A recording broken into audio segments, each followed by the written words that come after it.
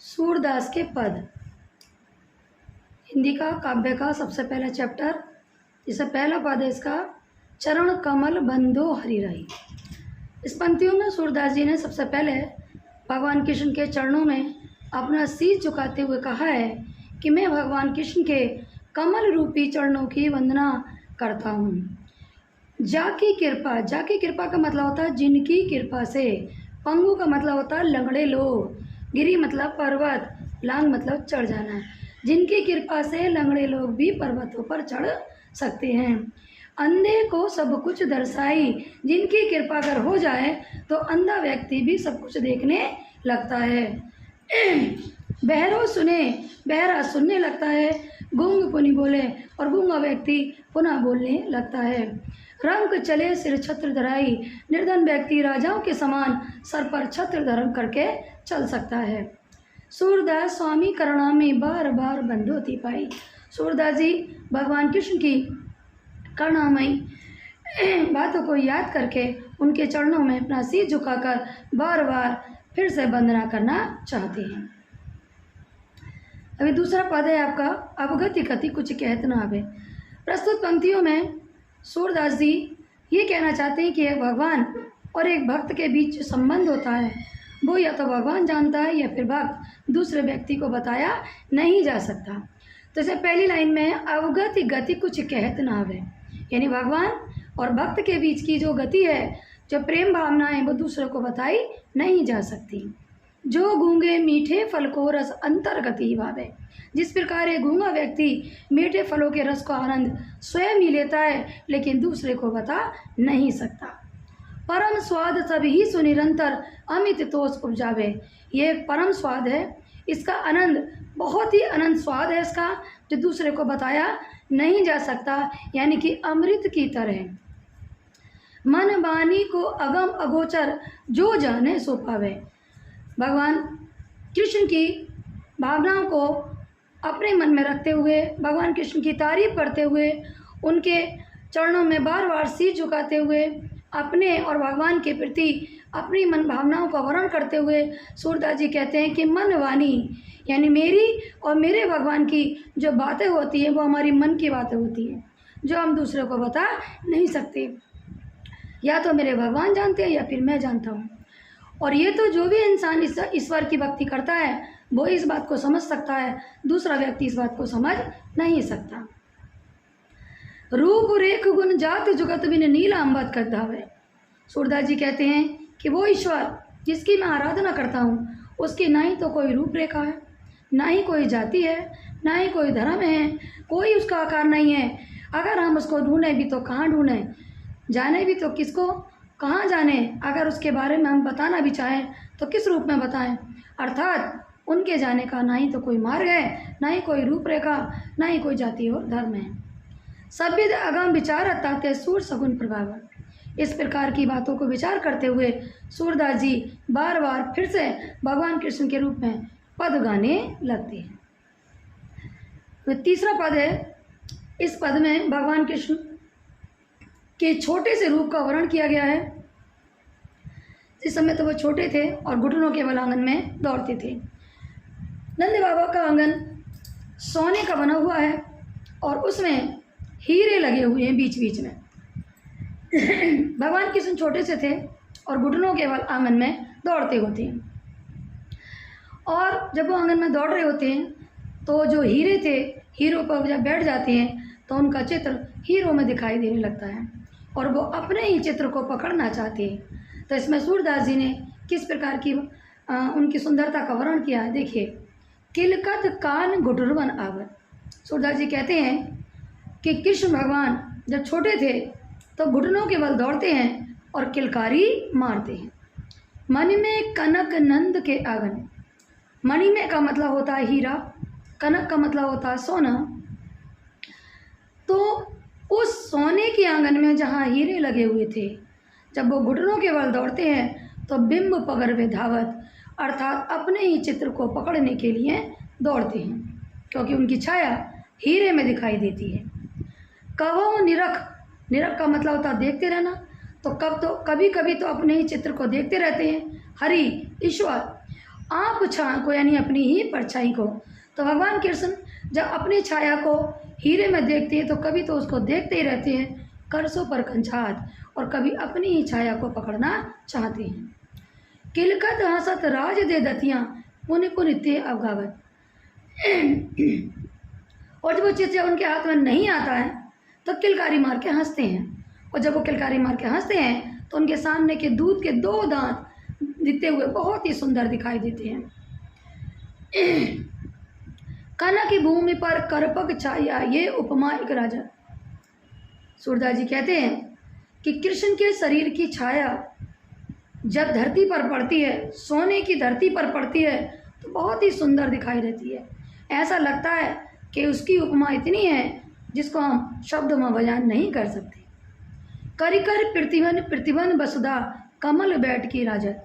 और भगवान कृष्ण जब मणि पर बैठ जाते हैं, हीरे पर बैठ जाते हैं, तो ऐसा लगता है कि हीरे ने अपनी चारों तरफ को किरणें बिखेर दी हों, और उसने ऐसा लगता है जैसे कि कृष्ण को बिठाने के लिए हीरे ने कमल रूपी आसन बिछा दिया। बाल दशा सुख निखर जसोदा पुन पुन नंद बुलावत। बच्चे की सुंदर दशा को देखकर जसोदा मैया बड़ी प्रसन्न होती हैं, और बार बार उनकी इस दशा को दिखाने के लिए, उनकी खूबसूरत हरकतों को दिखाने के लिए बार बार अपने पति नंद बाबा को बुलाती हैं। अचरा तक के ढाक सूर के प्रभु को दूध पिलावत। यशोदा मैया जब श्री कृष्ण परेशान हो जाते हैं, हंसने लगते हैं, कभी रोने लगते हैं, तो उनको गोद में लेती हैं और दूध पिलाने लगती हैं। अब आगे चलते हैं पद नंबर 4 पर। इस समय का वर्णन किया गया है उसमें जब श्री कृष्ण इतने बड़े होते हैं कि अपनी मैया से गैया चराने की जिद करने लगती हैं। यशोदा मैया मना करती हैं कि बेटा तुम मत जाओ, क्योंकि अगर तुम जाओगे तो गैयों के बीच में पिच जाओगे। लेकिन कृष्ण भगवान ये कहते हैं कि नहीं मैया, गैयों के बीच में ग्वालों को बिल्कुल भी डर नहीं लगता, तुम तो बस मुझे डराने की कोशिश कर रही हो। तो पहली लाइन देखिए, मैं अपनी सब गायें चरई हूँ। भगवान कृष्ण अपनी मैया से कहते हैं, हे मैया, मैं भी अपनी सभी गायों को चराऊँगा, क्योंकि सभी ग्वाले गैया चराना चाहते हैं, तो मैं भी अपनी गायों को चराऊँगा। प्रात होत बल के संग जही हो तेरे कहे न रहूँ। सुबह सुबह होते ही बलराम भैया के साथ चला जाऊँगा, और तेरे मना करने पर भी रुकूंगा नहीं। और जब यशोदा मैया मना करती हैं कि नहीं बेटा तुम मत जाओ, तो उनकी बात का उल्लंघन करते हुए कहते हैं, ग्वाल वाल गैयन के भीतर न का डर नहीं लागत। कि मैया ग्वालों को गैयों के भीतर मतलब बीच में, न का मतलब थोड़ा सा भी डर नहीं लागत का मतलब बिल्कुल भी डर नहीं लगता। आज न सोबू नंद दुहाई। यशोदा मैया जब कहती हैं कि ठीक है बेटा तू सो जा, मैं सुबह को तुझे भेज दूंगी, जगा दूंगी, अब सब जाएंगे तो तू भी चले आना। लेकिन वो कहते हैं कि नहीं मैया, आज न सोबू नंद दुहाई, आज तो मैं नंद बाबा की कसम खा के कहता हूँ, रैन रहूँगा जागत। रैन का मतलब होता है सारी रात जागता ही रहूँगा, और ग्वाल सब गायें चराइयों मैं घर बैठो रहूँ। मुझे पता है मैया, सारे के सारे ग्वाले गैयों को चराने चले जाएंगे और मैं घर पर ही बैठा रह जाऊँगा, अर्थात मैं आज सोऊंगा नहीं, सारी रात जागता ही रहूँगा। सूर श्याम तुम सो ही रहे हो, अपराध जान न देहूँ। सूरदास जी कहते हैं कि जसोदा मैया से कृष्ण भगवान जिद करते हैं कि मैया मुझे पता है अगर मैं सो गया तो सभी लोग चले जाएंगे, लेकिन तुम मुझे जाने नहीं दोगी। पद नंबर 5, मैया हो न चरई हो गई। अब सारे ग्वालों ने ये सलाह मिला रखी थी कि आज कन्हैया जिद करके आया है और आज इसे इतना परेशान करो, इतना परेशान करो कि शायद दोबारा से आने की जिद ना करे। तो जैसे ही कृष्ण भगवान के साथ जाते हैं, उनकी कोमल सी चाल थी, मटकली सी चाल थी, उनकी चाल सभी ग्वालों को बड़ी प्यारी लगती थी। तो सभी ने जैसे ही कृष्ण वहाँ आते हैं कहते हैं कि ये कन्हैया ले गैयों को हेरिया। बेचारे मटकते मटकते गए गैयों को हेरिया है। जैसे ही आके खड़े हुए दूसरी गैया चली गई। फिर कहने लगते हैं कि जा कन्हैया गैयों को हेरिया। बेचारे मना करते नहीं थे, बार बार गए और गैयों को हेरा। 2-4 चक्कर लगाए, थक के चूर हो गए, क्योंकि उनका शरीर बहुत ही कोमल सा था और बहुत ज़्यादा गुस्से में थे। जब शाम को घर आते हैं तो अपनी बांसुरी अपनी मैया के गोद में दे के मारते हैं गुस्से में, और क्या कहते हैं, मैया हाँ ना चराइयों गई हैं, हे मैया अब मैं गईयों को नहीं चराऊँगा। हाँ का मतलब है मैया हाँ ना चराइयों गई हैं, मैया हाँ का मतलब है मैं गईयों को नहीं चराऊँगा। सिगरे ग्वाल गिरावत मोसो मेरे पाई पिराई, मैया जितने भी ग्वाले हैं सारे के सारे ग्वाले मुझसे ही गईयों को हिरवाते हैं और मेरे पैरों में दर्द होने लगा है। पिराई, पिराई का मतलब होता है दर्द।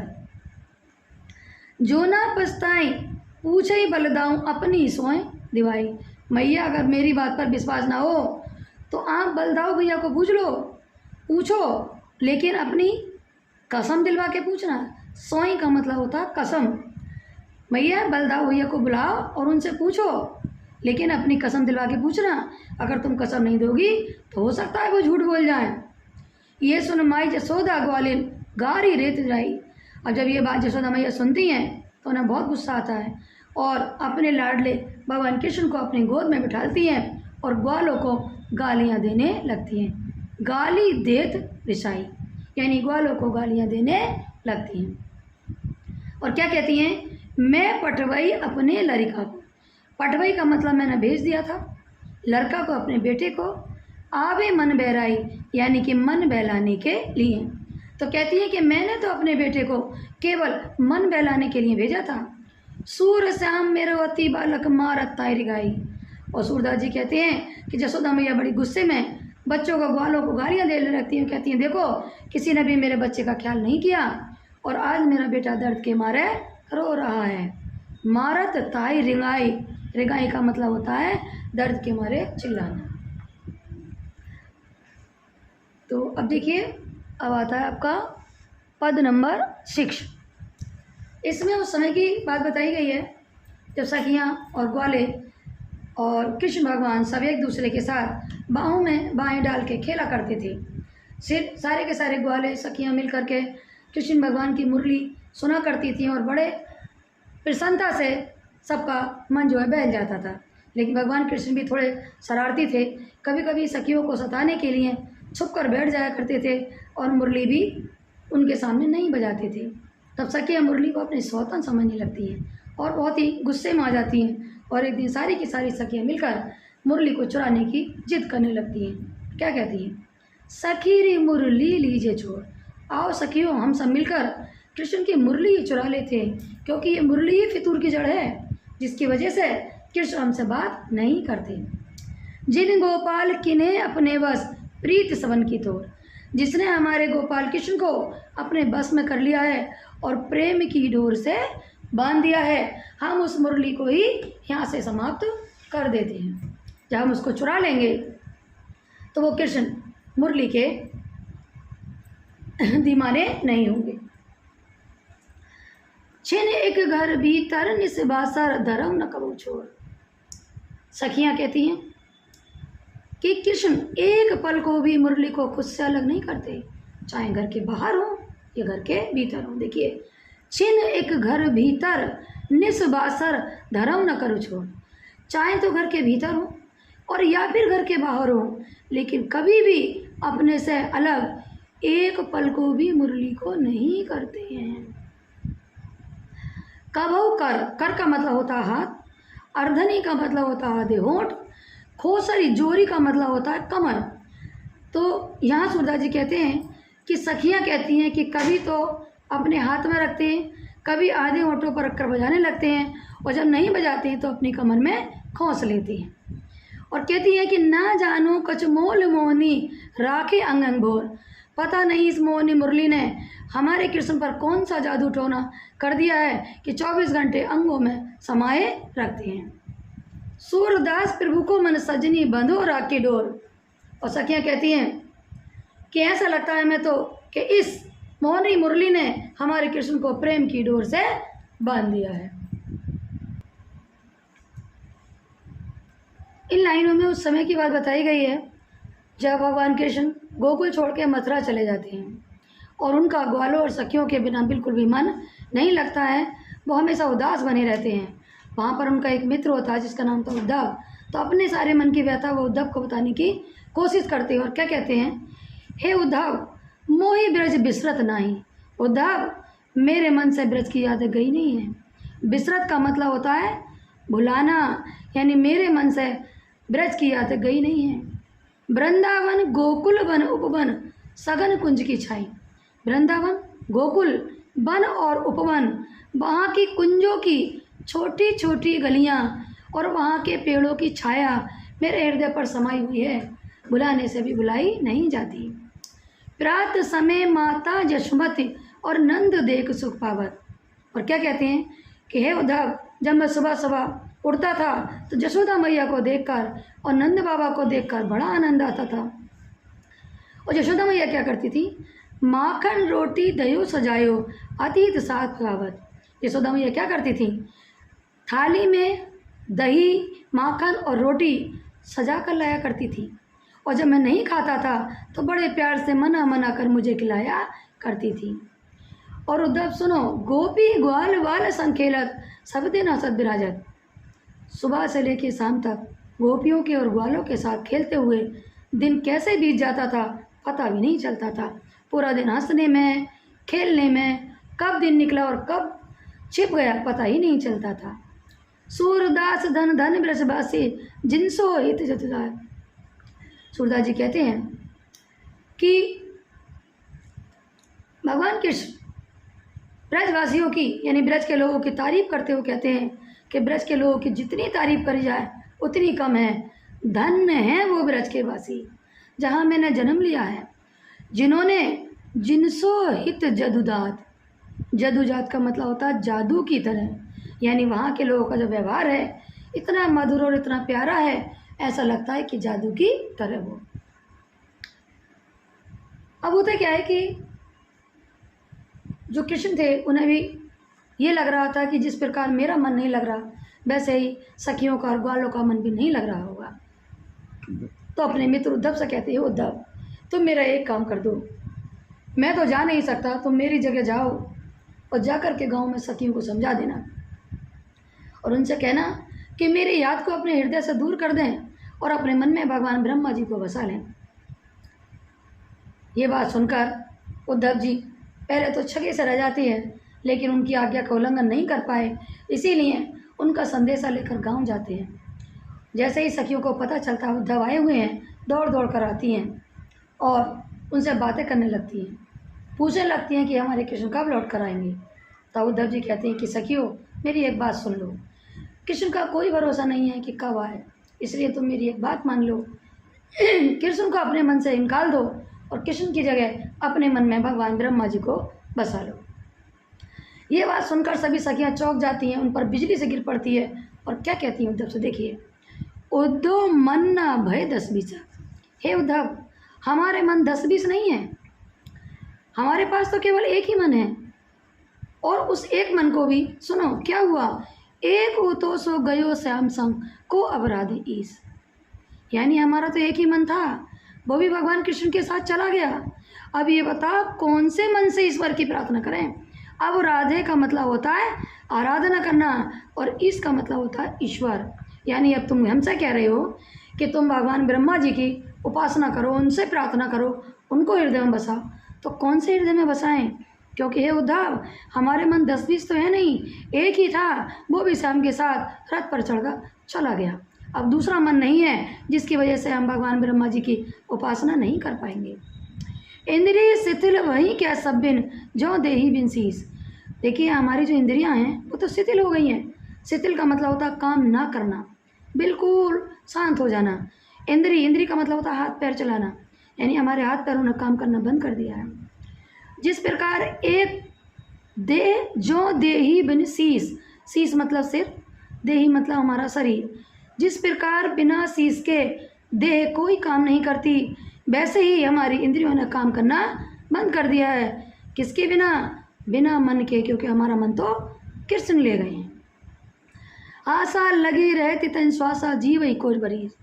हमारे मन में तो केवल एक ही आशा लगी रहती है कि कौन सा समय होगा भगवान कृष्ण वापस आएंगे और हमारा हृदय में वापस देंगे, ताकि हम फिर से ज़िंदगी जीने की कोशिश कर सकें। तुम तो सखा श्याम सुंदर के सकल जो के ईस। हे उद्धव, तुम तो उनके सच्चे सखा हो, उनकी अच्छी अच्छी और उनके प्रेम भरी भाषा को जानते हो। अब ये बताओ, सूर हमारे नंदनवीर और नहीं जगदीश। सूरदास जी कहते हैं कि सखियाँ उद्धव जी से प्रार्थना करती हैं कि हे उद्धव, हमें ऐसी बातें मत बनाओ जिस प्रकार की तुम बातें हमसे बनाने की कोशिश कर रहे हो। हम तो केवल कृष्ण की दीवानी हैं और उनके बिना हमारा इस संसार में और कोई नहीं है। जगदीश यानी हमारा रखवाला, जिसको हम कुछ प्रेम रख सकें। अब देखिए, अब उद्धव जी तो एक ही बात सीख कर आए थे जो कृष्ण ने उनको दी थी। एक ही बात बताई थी कि जाओ सखियों के हृदय से मेरा नाम मिटा दो और उनसे कहना कि मेरे अपने हृदय में भगवान ब्रह्मा जी को बसा लें। तो वो तो यही बात करने वाले थे, तो बार बार एक ही बात कहते हैं कि ब्रह्मा जी को मन में बसा लो, कृष्ण को बुला दो। तब सखियों को गुस्सा आता है। सखियाँ क्या कहती हैं, उद्धव जाओ, तुम्हें हम जाने। हे उद्धव, अब तो हम तुम्हें पहचान गए हैं, तुम्हारी आदत बढ़िया नहीं है। तुम सिर्फ एक ही बात की रट लगाए हुए हो कि ब्रह्मा जी को मन में बसा लो, कृष्ण को बुला दो। आखिर हम तुम्हारी बात ही मानने वाले नहीं हैं। तुम जरा एक बात तो बताओ, क्या कृष्ण ने तुमसे कुछ और कह के नहीं भेजा था? केवल एक ही बात कह के भेजा था, श्याम तुम्हें ही नहीं पठाया, तुम्हें ही बीच बुलाने। क्या किसी और काम को करने नहीं भेजा था? केवल एक ही बात कहना था कि जाओ सखियों से कह देना कि उनको बुला दें। ब्रज नारिन सो जो कह तो बात कहते न ले जाने। ब्रज की नारियाँ जो प्रेम की दीवानी हैं, उनसे तुम जोगन बनने को कहते हो। तुम्हें कहते हुए भी लज्जा नहीं आ रही है? बड़े लोग ना विवेक तुम्हारे, देखने में तो तुम बहुत महान हो, बातें भी बड़ी बड़ी करते हो, लेकिन तुम्हारा विवेक, तुम्हारी बुद्धि बड़ी नहीं है। ऐसे भये आने आए तो ऐसे बन के हो, ये तो बहुत बड़े से आने हो, लेकिन तुम्हारी बात हमें अच्छी नहीं लगती। हम सो कह लाई हम सही के जिनको ले से आने।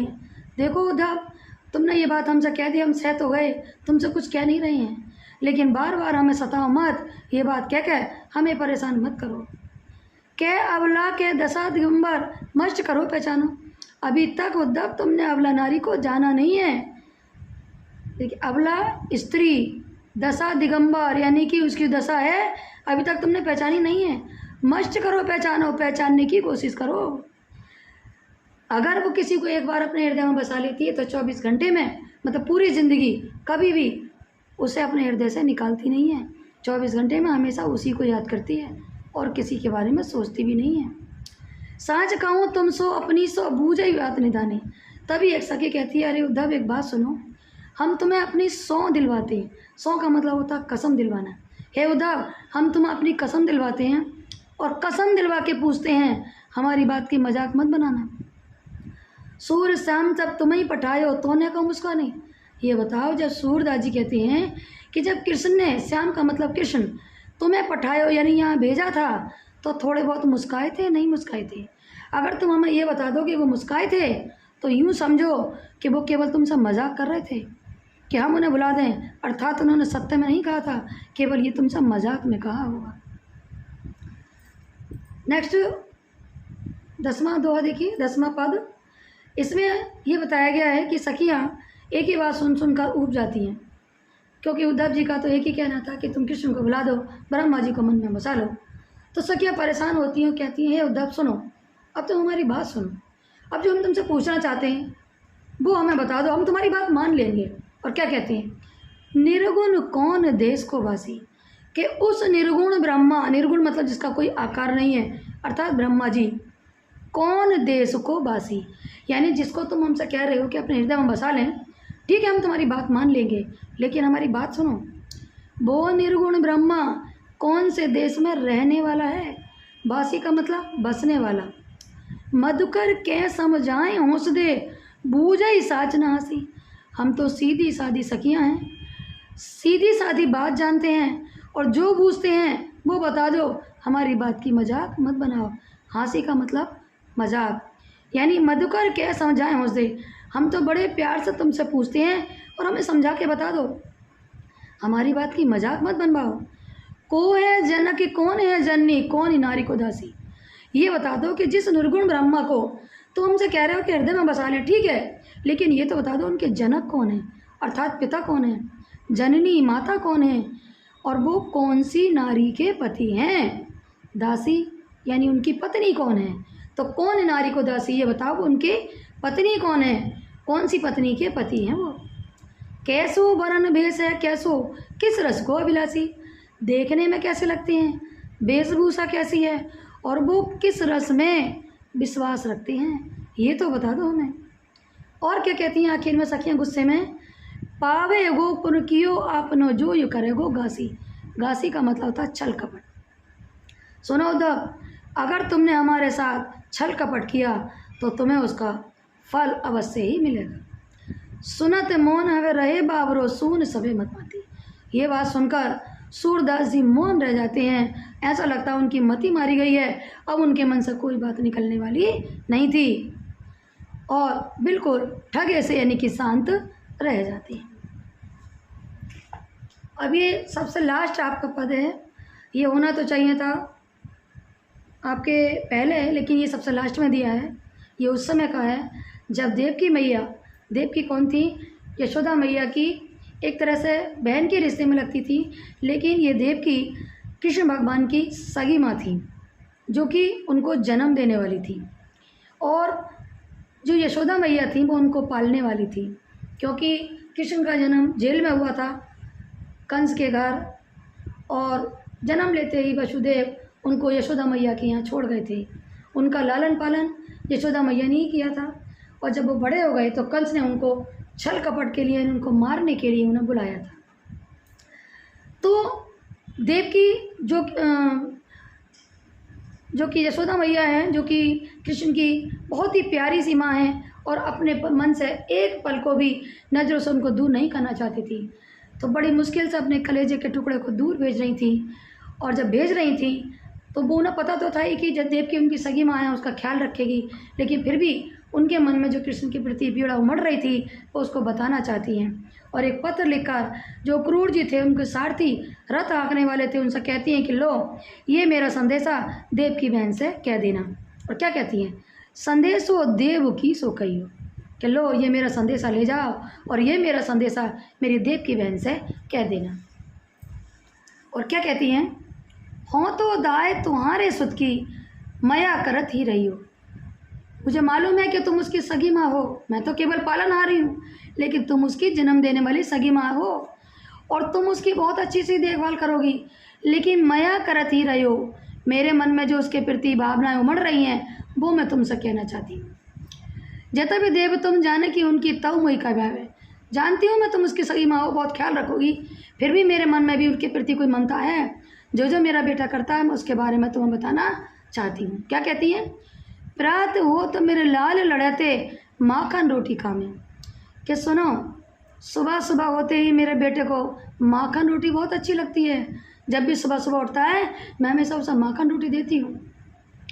तेल उपटन अब तातो जल ताई देख बच जाते, और मेरे बेटे को ना ही तो तेल उपटन और ना ही गर्म जल, दोनों में से कुछ नहीं चाहिए। इन चीज़ों को देखकर तो भाग जाता है। ताई देख बच जाता, यानी ताई देख बच जाता का मतलब उसे देखकर भाग जाता है। जो ही मांगत सोई सोई देती, वो जो मांगता है वो उसे वही देती हूँ।